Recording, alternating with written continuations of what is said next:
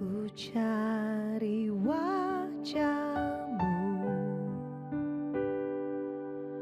temukan kasih-Mu. Kau bukan Tuhan yang jauh dariku.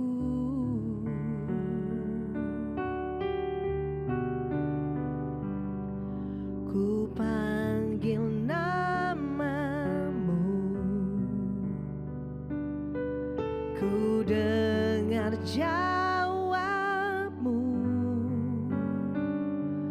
Kau Tuhan yang selalu dengar seruan hatiku.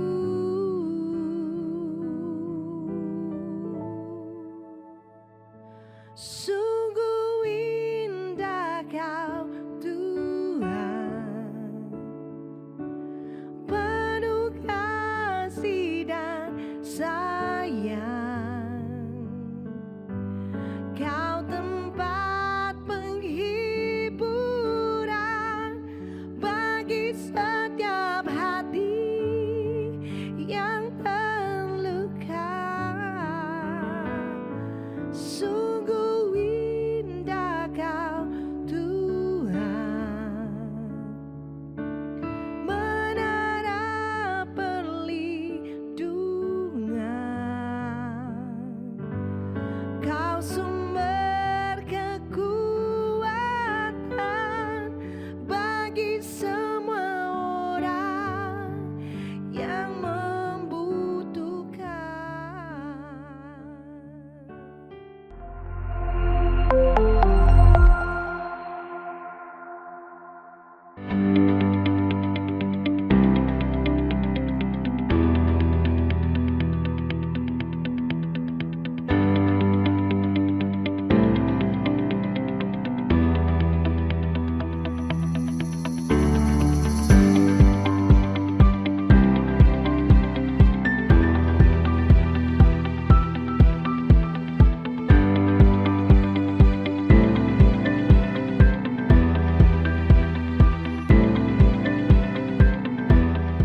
Mari kita satu hati dalam doa. Bapa yang baik, terima kasih buat kasih setia, buat kebaikan Tuhan dalam kehidupan kami. Kami mengucap syukur buat sepanjang minggu ini Engkau memberkati, mengurapi kami. Engkau memelihara kehidupan kami. Bapa yang baik, sebentar kami akan mendengarkan firman-Mu. Roh Kudus terangi hati dan pikiran kami hingga kami boleh mengerti, memahami, dan mengaplikasikan firman-Mu dalam kehidupan kami. Terima kasih Bapa yang baik, kami siap mendengarkan firman-Mu. Dalam nama Yesus, kami berdoa dan mengucap syukur. Haleluya. Amin.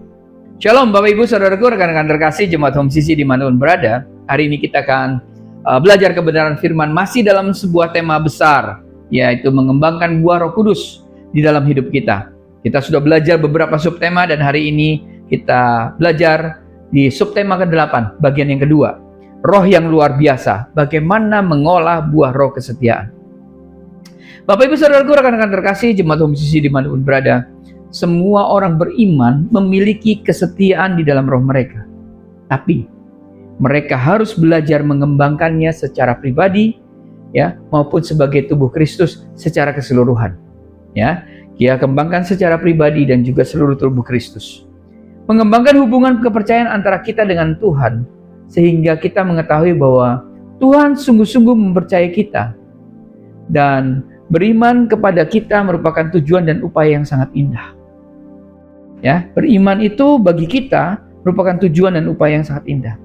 Ada 3 cara bagi kita untuk mengembangkan buah roh kesetiaan.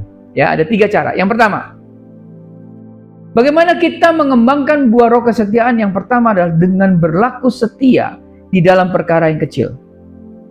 Cara pertama yang kita bisa gunakan untuk mengusahakan, untuk mengembangkan, untuk mengolah buah roh kesetiaan adalah dengan berlaku setia dalam hal yang paling kecil. Katakan amin.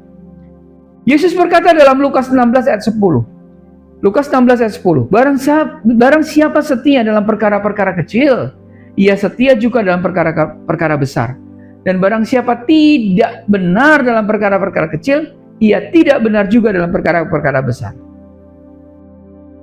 Bapak Ibu Saudaraku, kata kecil di sini tidak digunakan dalam arti tidak terlalu penting. Apabila dibandingkan dengan segala sesuatu yang ada di bumi ini. Bukan itu maksudnya. Tapi kata kecil di sini adalah secara prinsip rohani sangat kokoh menegaskan bahwa bila seorang beriman memperlihatkan bahwa ia setia dalam mengelola hartanya yang paling kecil, maka Allah bisa mengaruniakan hal-hal yang penting kepadanya. Ya, jadi kecil itu bukan membandingkan ya bahwa tidak terlalu penting, bukan itu. Tapi kata kecil ini artinya bahwa dalam segala sesuatu yang sudah dimiliki oleh seseorang, ya. Oke, kita coba belajar lagi, ya. Kita coba dalami. Harta akan bertambah bila tanggung jawab seseorang terbukti meningkat, ya. Hanya setelah seseorang individu atau pribadi menunjukkan bahwa ia setia dengan apa yang telah dimilikinya, Allah akan memiliki cukup kepercayaan untuk mengaruniakan lebih banyak kepadanya. Di pihak lain, ada banyak orang beriman yang memohon agar Allah mengaruniakan kepada mereka lebih banyak iman, lebih banyak hikmat, dan lebih banyak karunia. Ya.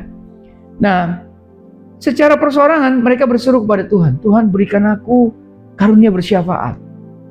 Ya Tuhan, berikan aku karunia berkata-kata dengan pengetahuan. Tuhan, berikan aku karunia untuk mengajar. Tuhan, aku mau mengajar, aku mau berkhotbah. Mungkin dengan tulus, ya, mereka berseru kepada Tuhan, memohon hal-hal ini. Ini nggak salah, Bapak Ibu Saudaraku. Namun di dalam kenyataan hidup sehari-hari, kalau mereka tidak mau menggunakan hal-hal yang sedang mereka mohonkan dari Allah, maka Tuhan mengajarkan kepada kita bahwa orang yang tidak setia dengan apa yang telah dimilikinya tidak dapat dipercayakan lebih banyak hal lagi. Ini merupakan satu prinsip yang mendasar yang harus kita pahami. Ya. Namun orang-orang beriman terus-menerus berjuang untuk mendapatkan hal-hal yang lebih besar. Kalau mereka tidak setia dalam hal-hal yang kecil, maka mereka tidak akan bisa, Bapak Ibu Saudara. Jadi kalau hari ini Bapak Ibu Saudaraku mau memohon hal-hal yang besar dari Tuhan, maka apa yang sudah saudara miliki hari ini, yaitu perkara-perkara kecil itu, kita harus lakukan dengan setia. Katakan amin. Ada 3 bidang yang dianggap perkara kecil, Bapak Ibu Saudaraku, di mana kita harus setia kepada perkara bidang ini. Bidang pertama adalah yang dapat dianggap perkara kecil, di mana orang-orang beriman harus bersiap setia, adalah pengenapan nasar-nasar yang pernah mereka ucapkan pada masa yang lalu. Jadi, setia dalam perkara yang kecil, salah satu bidang perkara kecil adalah waktu kita menggenapkan nasar-nasar kita. Pengkhotbah 5 ayat 3 sampai dengan 5. Pengkhotbah 5 ayat 3 sampai dengan 5. Kalau engkau bernasar kepada Allah, janganlah menunda-nunda menepatinya, karena ia tidak senang kepada orang-orang bodoh. Tepatilah nazarmu. Ayat 4. Lebih baik engkau tidak bernasar daripada bernasar tetapi tidak menepatinya. Ayat 5. Janganlah mulutmu membawa engkau ke dalam dosa, dan janganlah berkata di hadapan utusan Allah bahwa engkau khilaf. Apakah perlu Allah menjadi murka atas ucapan-ucapanmu dan merusakkan pekerjaan tanganmu? Pada satu waktu atau masa yang lalu, setiap orang beriman pasti pernah mengucapkan nazar kepada Allah. Namun tidak semua orang yang menepatinya. Ini bukan hal yang sepele bagi Allah. Perhatikan baik-baik. Begitu banyak orang telah berkata, oh Tuhan, saya akan bersaksi kepada setiap orang yang saya lihat. Dan kegiatan bersaksi itu ternyata hanya berlangsung selama sehari atau 2 hari. Setelah itu nggak pernah lagi bersaksi. Begitu banyak orang yang telah berkata, oh Tuhan, saya akan berpuasa selama seminggu. Dan kegiatan berpuasa itu ternyata hanya berlangsung selama 2 hari. Begitu banyak orang telah berjanji kepada Tuhan bahwa mereka akan melakukan ini dan itu, lalu hanya melakukan sebagian dari nasar mereka dan tidak pernah melaksanakan sepenuhnya apa yang mereka telah janjikan untuk dilakukan. Ini tidak setia dalam perkara yang kecil. Pengkhotbah 4 ayat 5, Allah menghancurkan usaha orang-orang yang bodoh ini. Padahal mereka sedang berseru-seru kepadanya, memohon agar diberikan lebih banyak dan lebih banyak dan lebih banyak berkat. Jelas bahwa Allah tidak akan membangun di atas sesuatu yang telah ia katakan dalam firman-Nya akan ia hancurkan. Perhatikan baik-baik. Kita, orang-orang Kristen, harus belajar menepati janji kita kepada Allah. Kenapa? Dalam hal inilah Roh Kudus memainkan peranan penting dalam kehidupan pribadi kita. Seraya ia mengingatkan kembali akan nasar-nasar pada masa lalu kita yang perlu kita tepati. Pada waktu Roh Kudus melakukan hal ini, hendaknya kita, orang-orang beriman, bersikap hati-hati untuk tidak mengatakan, "Oh, saya nggak maksud seperti itu Tuhan. Waduh, saya mungkin kilaf." Seperti yang dikatakan Pengkhotbah 5 ayat 5. Sebaliknya, hendaklah kita bersikap sangat hati-hati untuk berlaku setia dalam apa yang selama ini kita anggap sebagai perkara kecil, seperti nasar-nasar masa lalu kita kepada Allah. Nah, jika kita melakukan hal ini, Bapak Saudaraku, ya, jika kita mau berlaku setia dalam perkara kecil ini, Allah akan mulai memberikan perkara-perkara besar kepada kita. Katakan amin. Kita lihat lagi bidang kedua yang dianggap perkara kecil, yaitu apa? Kehidupan keluarga kita. Bidang kedua yang mungkin dipandang sebagai perkara kecil di mana orang-orang beriman harus bersikap setia adalah kehidupan keluarga kita. Mari kita buka dalam Kejadian 18 ayat 16 sampai dengan 18. 18 ayat 16. Lalu berangkatlah orang-orang itu dari situ dan memandang ke arah Sodom, dan Abraham berjalan bersama-sama dengan mereka untuk mengantarkan mereka. Ayat 17.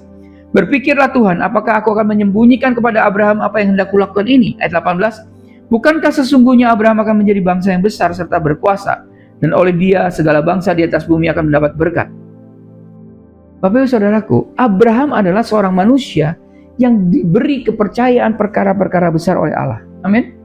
Bahkan Tuhan memberitahu Abraham bahwa melalui benih keturunannya, ya, semua bangsa akan diberkati. Ini sungguh-sungguh merupakan satu hubungan yang penuh kepercayaan. Tadi kita baca dalam ayat 17. Allah memiliki hubungan yang sedemikian istimewa dengan Abraham, sehingga ia tidak akan memulai penghancuran Sodom sebelum ia membicarakan dengan sahabatnya, yaitu Abraham. Dalam ayat 19 dari bagian Alkitab ini, Allah menyatakan mengapa ia menaruh kepercayaan yang sangat besar dalam diri Abraham.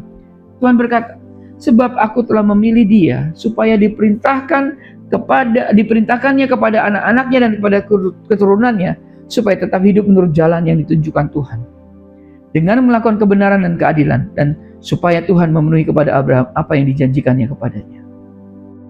Allah bisa mempercayakan perkara-perkara besar kepada Abraham karena Abraham setia dalam perkara kecil. Amin. Abraham setia dan memelihara dan membimbing keluarganya. Ada anak-anak Tuhan, Bapak Ibu Saudaraku, yang masa kini yang berkata bahwa mereka perlu pergi untuk mengajar bangsa-bangsa di muka bumi. Tuhan utus aku ke sana. Tuhan utus aku di pelosok sana, ya, ke ujung bumi. Tidak salah, Bapak Ibu Saudaraku. Kalau mereka memiliki kerinduan untuk pergi ke ujung-ujung bumi dan mengajar serta berkhotbah tentang Yesus, tidak ada yang salah. Tapi hari ini saya mau katakan, Allah sedang berkata kepada orang-orang yang mau diutus keluar sampai ke ujung bumi itu, bagaimana dengan keluarga? Saya mau katakan, mulailah dengan keluargamu sendiri. Jika orang-orang semacam ini mau berlaku setia dengan perkara-perkara kecil, barulah Allah mau mengutus mereka untuk melayani dalam perkara-perkara besar. Dan amin. Para suami, hari-hari ini patut pertanyakan kepada diri kita masing-masing. Apakah aku mengasihi istriku sebagaimana Kristus mengasihi jemaat? Efesus 5 ayat 25.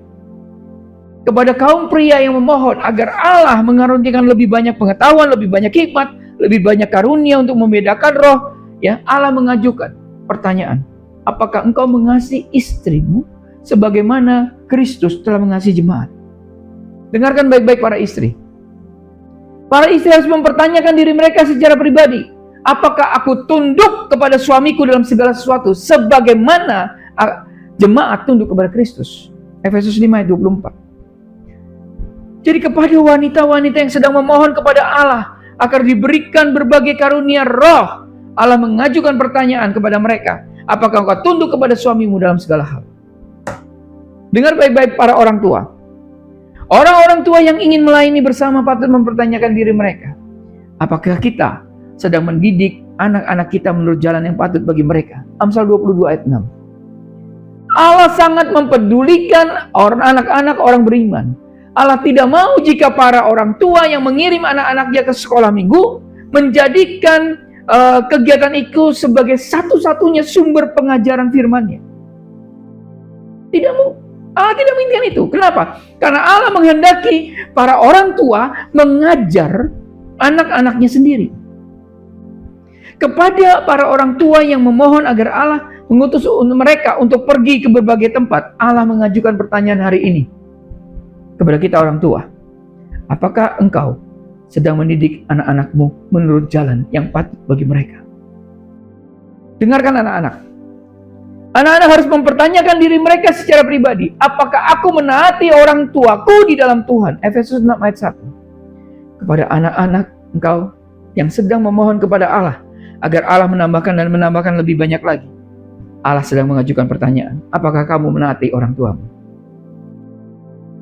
Bidang kedua, yang mungkin dipandang sebagai perkara kecil, di mana orang-orang harus beriman, harus bersikap setia, adalah kehidupan keluarga mereka. Ya. Bidang ketiga yang dapat dianggap sebagai perkara kecil, di mana orang-orang beriman harus berlaku setia, adalah pekerjaan mereka. Yesus berkata dalam Lukas 16 ayat 12, yaitu, dan jikalau kamu tidak setia dalam harta orang lain, siapakah yang akan menyerahkan hartamu sendiri kepadamu? Saya berharap kita paham maksud dari perkataan Tuhan ini. Adalah jika kita orang-orang beriman tidak setia dalam mengelola apa yang orang lain, seperti atasan, majikan, ya, tuan, yang apa yang mereka telah percayakan ke tangan kita, maka Allah tidak dapat memberikan kepada kita apa yang sebenarnya telah Allah sediakan bagi kita. Ini penting konsepnya. Yuk kita buka Kolose 3 ayat 22 sampai 23. Kolose 3 ayat 22 sampai dengan 23. Kolose 3 ayat 22. Hai hamba-hamba, taatilah Tuhanmu yang di dunia ini dalam segala hal. Jangan hanya di hadapan mereka saja untuk menyenangkan mereka, melainkan dengan tulus hati, karena takut akan Tuhan. Ayat 23. Kolose 3 ayat 23. Apapun juga yang kamu perbuat, perbuatlah dengan segenap hatimu, seperti untuk Tuhan dan bukan untuk manusia. Jadi kita orang-orang beriman, Bapak Ibu Saudaraku, perlu menilai cara hidup kita untuk memastikan apakah kita sedang melaksanakan perintah ini. Karena Allah sangat mempedulikan kebiasaan kerja kita. Tidak pantas kita meminta lebih banyak tugas dari Tuhan jika kita belum mengerjakan dengan setia tugas-tugas yang sudah dipercayakan kepada kita. Ini prinsip, Bapak Ibu Saudaraku. Prinsip ini perlu kita ingat dan pahami, yaitu Allah akan menambah kesempatan-kesempatan lain ke dalam kehidupan kita, orang-orang beriman, apabila mereka dengan setia menggunakan kesempatan-kesempatan yang sudah tersedia bagi mereka. Itu adalah perkara kecil, ya. Bagaimana mengembangkan buah roh kesetiaan, yaitu dengan berlaku setia dalam perkara yang kecil. Itu yang pertama. Sekarang kita belajar yang kedua, bagaimana kita mengembangkan buah roh kesetiaan. Kalau tadi dengan mengembangkan berlaku setia, ya, mengembangkannya dengan berlaku setia dalam perkara yang kecil. Yang kedua adalah kita dengan berlaku setia dalam pengelolaan uang. Cara kedua yang dapat kita gunakan untuk mengembangkan buah roh kesetiaan adalah dengan berlaku setia dalam pengelolaan uang, yang disebutkan dalam Alkitab sebagai mamon yang tidak jujur. Lukas 16 ayat 11. Dan juga keuntungan gelap. Ya, ada dua nih. Pengelolaan keuangan adalah mamon yang tidak jujur dalam Lukas 16 ayat 11, dan keuntungan gelap, yaitu 1 Timotius 3 ayat 3. Ada satu hubungan misterius, Bapak Ibu Saudaraku, antara kesetiaan Allah dengan sikapnya terhadap uang. Yesus berkata dalam Lukas 16 ayat 11, jadi jikalau kamu tidak setia dalam hal mamon yang tidak jujur, siapakah yang akan mempercayakan kepadamu harta yang sesungguhnya? Orang-orang yang mempertahankan sikap yang sesuai dengan firman Allah terhadap uang adalah orang-orang yang dapat Allah percayakan harta yang sesungguhnya, yakni harta rohani. Tidak ada benda lain di muka bumi yang telah berhasil mengambil alih kasih sayang seseorang kepada Allah melebihi dari uang itu. Itu sebabnya Yesus berkata dalam Lukas 16 ayat 13. Kita buka Lukas 16 ayat 13. Seorang hamba tidak dapat mengabdi kepada dua tuan, karena jika demikian ia akan membenci yang seseorang dan mengasihi yang lain. Atau ia akan setia kepada yang seorang dan tidak mengindahkan yang lain. Kamu tidak dapat mengabdi kepada Allah dan kepada Mammon. Perhatikan bahwa Allah tidak berkata kamu tidak dapat mengabdi kepada Allah dan sepak bola. atau hobi, atau minat, atau kepentingan lainnya. Ia berkata, kamu tidak dapat mengabdi kepada Allah dan uang, Mammon. Ia berkata, kamu tidak mengabdi kepada Allah dan uang. Sebagai Allah, Yesus mengatakan hal ini karena ia tahu bahwa ternyata uang akan menjadi penyebab utama dari perpecahan antara manusia dengan penciptanya. Uang dapat merebut perhatian dan kasih sayang seorang manusia dari Allah. Nah, hari ini kita harus belajar. Kalau mau mengembangkan buah roh itu, kita harus berlaku setia dalam pengelolaan uang. Maka kita harus memagari, kita harus tahu bagaimana caranya, di mana uang itu dapat merampas ya atau merebut kasih sayang seorang manusia dari Allah, dan kita harus hindari ini. Cara pertama adalah dalam pikiran mereka. Jadi sungguh mengejutkan karena masalah uang memenuhi pikiran banyak orang beriman, termasuk saya, termasuk kita semua. Mereka terus-menerus memusatkan pikiran mereka pada soal-soal seperti bagaimana tagihan-tagihan ini bisa dibayar. Dari mana kita akan mendapatkan uang untuk hidup? Jika biaya hidup terus meningkat, bagaimana kita bisa memenuhi semua keperluan kita dengan uang yang ada? Tidak dipungkiri Bapak Ibu Saudara, pikiran-pikiran semacam ini terus melanda ingatan kita sedemikian banyak. Dan orang-orang beriman sehingga mereka tidak dapat berlaku setia dan memusatkan perhatian dan kasih sayang mereka sepenuhnya kepada Allah. Kenapa? Karena uang memainkan peranan penting pada akhir zaman ini. Orang-orang beriman harus sungguh-sungguh berpegang pada perkataan Yesus dan mengembangkan sikap benar terhadap uang. Ya. Caranya bagaimana?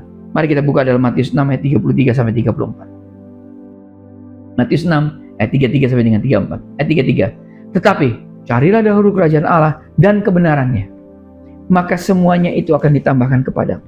Ayat 34. Sebab itu janganlah kamu khawatir akan hari besok, karena hari besok mempunyai kesusahannya sendiri. Kesusahan sehari cukuplah untuk sehari.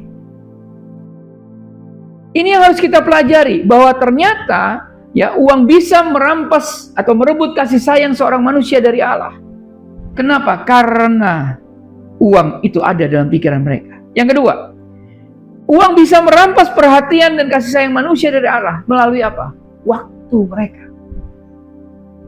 Tuhan kita telah mengajarkan murid-muridnya dalam Yohanes 6 ayat 27, yaitu bekerjalah bukan untuk makanan yang akan dapat binasa, melainkan untuk makanan yang bertahan sampai kepada hidup yang kekal, yang akan diberikan anak manusia kepadamu, sebab dialah yang disahkan oleh Bapa Allah dengan meterainya.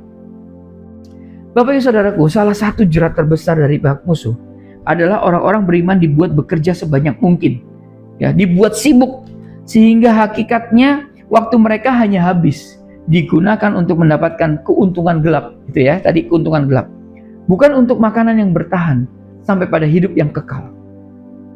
Bapak Ibu Saudaraku, waktu itu sangat berharga. Itu sebabnya mengapa Rasul menasihati kita untuk mempergunakan waktu yang ada. Nanti buka dalam Efesus 5 ayat 16. Uang bisa merampas perhatian dan kasih sayang manusia dari Allah. Karena apa? Karena uang ada dalam pikiran manusia. Yang kedua, karena waktu, ya, melalui waktu mereka. Dan yang ketiga, uang bisa merampas perhatian dan kasih sayang manusia dari Allah melalui usaha mereka untuk mengumpulkan dan memiliki. 2 Korintus 9 ayat 7 katakan begini, hendaklah masing-masing memberikan menurut kerelaan hatinya, jangan dengan sedih hati atau karena paksaan, sebab Allah mengasihi orang yang memberi dengan sukacita. Jadi, cara uang itu adalah bagaimana dia bisa merampas perhatian dan kasih sayang manusia dari Allah, karena ada upaya manusia untuk mengumpulkan dan memilikinya. Ketika banyak orang beriman mendengar pengajaran tentang hal memberi, mereka merasa enggan, sehingga mulai berusaha mengadakan bargaining, tawar-menawar dengan Allah. Tidak dapat disangkal bahwa pada umumnya mereka akhirnya menyerah dan menaatinya, namun dengan segan. Selanjutnya mereka harus bergumul melawan ajaran setan-setan yang membuat mereka merasa menyesal dan kesal karena telah bersikap lunak dan mau memberi. Nah, kondisi semacam ini merupakan petunjuk yang jelas bahwa orang-orang semacam itu sangat mencintai uang. Dan kecintaan uang, ya, kecintaan manusia terhadap uang. Dan perhatikan ya, uang sendiri nggak jahat Bapak Ibu Saudaraku. Yang jahat adalah kecintaan manusia terhadap uang. 1 Timotius 6 ayat 10 katakan gini, Karena akar segala kejahatan ialah cinta uang. Sebab oleh memburu uanglah beberapa orang telah menyimpang dari iman dan menyiksa diri dengan berbagai-bagai duka. Ada terlalu banyak orang beriman yang mempunyai sikap keliru tentang uang mereka. Dan Allah tidak bisa mempercayakan orang-orang semacam ini harta yang sesungguhnya. Karena Allah akan mengaruniakan harta yang sesungguhnya kepada setiap orang yang rela memberi dan memiliki sikapnya seperti ini. Saya akan selalu senang mempersembahkan uang saya kepada Tuhan. Bagaimanapun juga semua uang itu adalah milik Tuhan. Wow, luar biasa. Itu adalah bagian kedua. Ya. Bagaimana kita mengembangkan buah roh kesetiaan. Yang pertama tadi adalah ya, tentunya dengan berlaku setia dalam perkara yang kecil.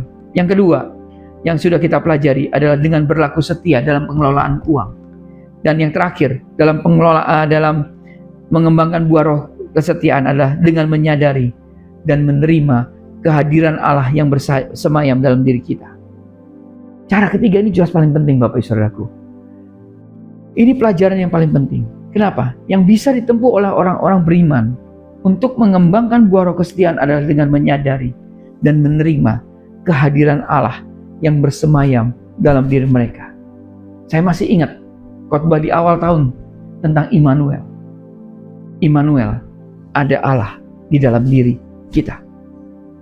Yohanes 8:29 katakan, dan Ia yang telah mengutus aku, Ia menyertai aku. Ia tidak membiarkan aku sendiri, sebab aku senantiasa berbuat apa yang berkenan kepadanya. Yesus tahu bahwa Ia tidak pernah sendiri. Ia sadar ya akan kehadiran Bapa yang menyertai dirinya. Begitu juga dengan kita.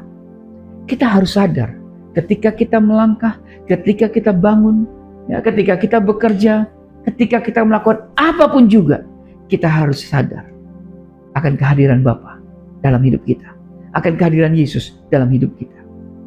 Kenapa? Karena dengan kita kesadaran itu, ya sama seperti Yesus, dengan adanya kesadaran itu, oleh sebab kesadaran itu, Yesus selalu melakukan hal-hal yang menyenangkan Bapanya. Kesetiaannya menyenangkan hati Allah, menyenangkan hati Bapa dengan cara senantiasa sadar akan kehadirannya yang bersemayam dalam diri kita. Saya ambil contoh sederhana, seorang ayah yang sedang mengajari anaknya mengendari sepeda, ya, dimana selama anak itu sadar akan kesadaran bahwa ayahnya, ya, ada hadir bersama dia, maka dia itu mampu menjaga keseimbangan dan mengendari sepedanya dengan mantap. Tetapi sesudah ia kehilangan kesadaran akan kehadiran ayahnya, ia jatuh. Nah, prinsip yang sama juga berlaku bagi kita orang percaya, Bapak, Ibu, Saudaraku. Sebagaimana anak yang tadi sedang belajar, ya, naik sepeda itu terjatuh ketika kehilangan kesadaran akan kehadiran ayah jasmaninya. Saya mau katakan, kita orang-orang beriman, ya, tersandung dan jatuh bila pada waktu kita kehilangan kesadaran akan kehadiran Bapa surgawi kita. Orang-orang yang jatuh dalam dosa, mereka kehilangan kesadaran bahwa Allah hadir dalam hidup mereka. Kenapa mereka bisa melakukan dosa? Kenapa mereka bisa jatuh dalam dosa? Karena mereka lupa, mereka tidak sadar, kehilangan kesadaran bahwa Allah ada hadir di dalam diri mereka. Oleh sebab itu kita orang Kristen, Bapak Ibu Saudaraku, harus senantiasa sadar akan kehadiran Bapa di dalam diri kita. Jika kita rindu menyenangkan hatinya dengan kesetiaan kita. Kita buka 2 Korintus 6 ayat 16. 2 Korintus 6 ayat 16. Apakah hubungan bait Allah dengan berhala? Karena kita adalah bait dari Allah yang hidup menurut firman Allah ini. Aku akan diam bersama-sama dengan mereka dan hidup di tengah-tengah mereka. Dan aku akan menjadi Allah mereka dan mereka akan menjadi umat. Tradisi agama telah mengembangkan suatu pengertian yang sangat buruk dan keliru bahwa yang dimaksud dengan jemaat adalah sebuah gedung. Padahal Allah tidak lagi tinggal di dalam tempat-tempat ibadah yang dibangun oleh tangan manusia. Kisah Para Rasul 7 ayat 48 katakan, tetapi yang maha tinggi tidak diam di dalam apa yang dibuat oleh tangan manusia. Sesungguhnya tempat kediaman Allah adalah di dalam diri anak-anaknya. Itu sebabnya 1 Yohanes 4 ayat 15 katakan begini, barang siapa mengaku bahwa Yesus adalah anak Allah, Allah tetap berada di dalam dia dan dia di dalam Allah. Orang-orang beriman harus menerima pernyataan ini dalam hati mereka. Allah melalui kehadiran Roh Kudus telah datang dan membuat tempat kediamannya di dalam umatnya. Ya. Kita coba buka di dalam Yohanes 14 ayat 23. Ya, Yohanes 14 ayat 23. Jika seorang mengasihi aku, ia akan menuruti firman-Ku, dan Bapa-Ku akan mengasihi dia, dan kami akan datang kepadanya dan diam bersama-sama dengan dia. Nah, perhatikan ya. Kami akan datang dan diam bersama-sama dengan dia. Allah Bapa dan anak laki-laki Allah melalui Roh Kudus telah datang dan menetap di dalam anak-anak Allah. Jika ingin sukses dalam hidup ini, jemaat Yesus Kristus ya, atau kita harus memiliki kesadaran dan kepekaan bahwa mereka tidak sendirian. Katakan amin. Hal ini yang sesungguhnya Yesus katakan dalam Yohanes 8 ayat 29 tadi. Dan ia yang telah mengutus aku, ia menyertai aku. Ia tidak membiarkan aku sendiri, sebab aku senantiasa berbuat apa yang berkenan kepadanya. Nah, Bapak Ibu Saudaraku, yang mengherankan begini. Ada begitu banyak orang dalam tubuh Kristus yang merasa sendiri. Mereka diliputi ketidakyakinan yang begitu besar, sehingga bila dituntut untuk berlaku setia pada firman Allah dan kehendak Allah, mereka merasa frustasi. Ya, dan bertanya, gimana mungkin saya bisa melakukannya? Mereka tidak sadar akan fakta bahwa ada seseorang, ya, yang hidup di dalam diri mereka untuk melakukan pekerjaan itu. Seorang itu adalah Yesus, itulah Roh Kudus. Ya, Filipi 2 ayat 13. Ya, Filipi 2 ayat 13. Karena Allahnya yang mengerjakan di dalam kamu baik kemauan maupun pekerjaan menurut kerelaan.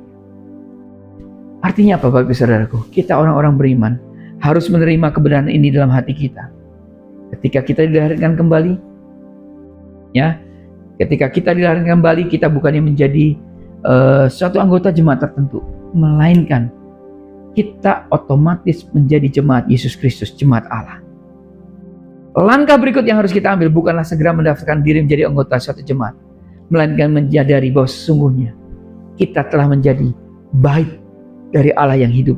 Roh Allah tinggal dalam kita. Ini harus kita pahami. Ini adalah konsep yang Alkitabiah.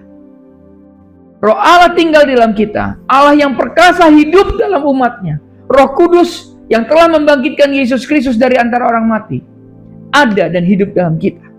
Kita orang-orang Kristen harus menyadari bahwa roh yang sama ini dapat memberikan kuasa kepada kita untuk berlaku setia terhadap firman yang kita dengar. Roh Allah yang membangkitkan Kristus dari antara orang mati dapat memberikan kuasa kepada kita sekarang ini juga untuk mengalahkan kebiasaan-kebiasaan buruk kita yang selama ini mencemari diri kita. Roh Allah ya, yang hari ini ada di dalam diri kita, yang membangkitkan Kristus adalah roh yang sama yang bisa ya, hari ini memberikan kekuatan kepada kita untuk berlaku setia kepada hal-hal yang diperintahkannya kepada kita. Kita orang-orang beriman harus sadar bahwa bukan kita yang berperang melawan dunia, sebab firman Tuhan katakan yang lebih besar telah datang untuk hidup di dalam kita. Luar biasa Bapak Ibu Saudaraku, Paulus mendapatkan pewahyuan yang luar biasa ini. Yuk kita pelajari dan kita lihat. Kisah Para Rasul 17 ayat 28. Kisah 17 ayat 28. Sebab di dalam dia kita hidup. Perhatikan. Sebab di dalam dia kita hidup, kita bergerak, kita ada. Seperti yang telah juga dikatakan oleh pujaga-pujagamu. Sebab kita ini dari keturunan Allah juga.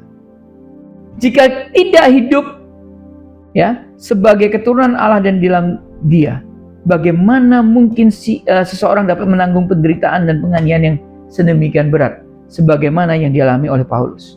Paulus memahami ini. Ya, apakah kebanyakan orang beriman masa kini bersedia untuk berdiri teguh dalam kebenaran yang dijunjung tinggi oleh Paulus sehingga ia menderita karenanya? Pasti mereka tidak mau, andai kata mereka belum menerima yang namanya pewahyuan ini. Kristus ada di tengah-tengah kamu. Kristus adalah pengharapan akan kemuliaan. Kolose 1 ayat 27.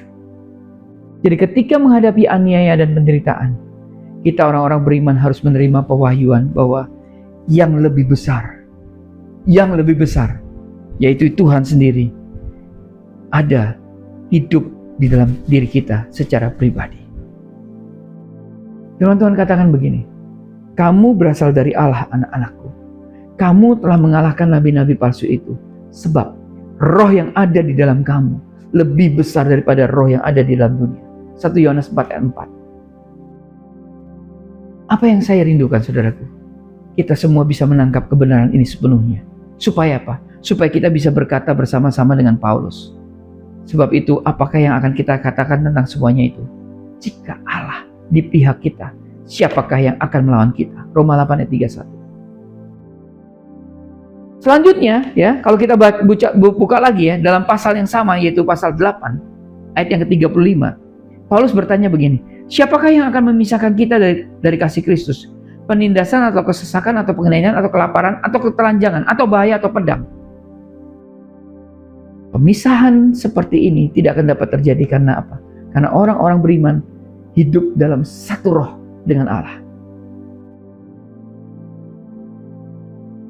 Tetapi siapa yang mengakitkan dirinya pada Tuhan menjadi satu roh dengan Dia. 1 Korintus 6 ayat 17. Satu mujizat terjadi pada saat seorang berkata begini, Yesus, aku menerima Engkau sebagai Tuhan dan Juru Selamatku. Inti dari mujizat itu bukanlah karena pada saat itu ia meneteskan air mata. Bukan. Atau bukan pada saat itu ya ia berlutut dan mengatakan, baiklah Tuhan, saya menyerah. Bukan. Mujizat yang terjadi adalah karena sesungguhnya melalui tindakan menerima Tuhan Yesus sebagai Tuhan dan Juru Selamat dalam hidupnya, maka ia menjadi seorang manusia baru. Firman Tuhan katakan dalam 2 Korintus 5 ayat 17, jadi siapa yang ada di dalam Kristus, ia adalah ciptaan baru. Yang lama sudah berlalu, sesungguhnya yang baru sudah datang. Dengan menerima anak Allah di dalam hatinya, orang beriman itu akan menjadi tabernakel. Orang beriman itu akan menjadi tempat kediaman Allah. Orang beriman itu akan menjadi bait Allah di dalam roh.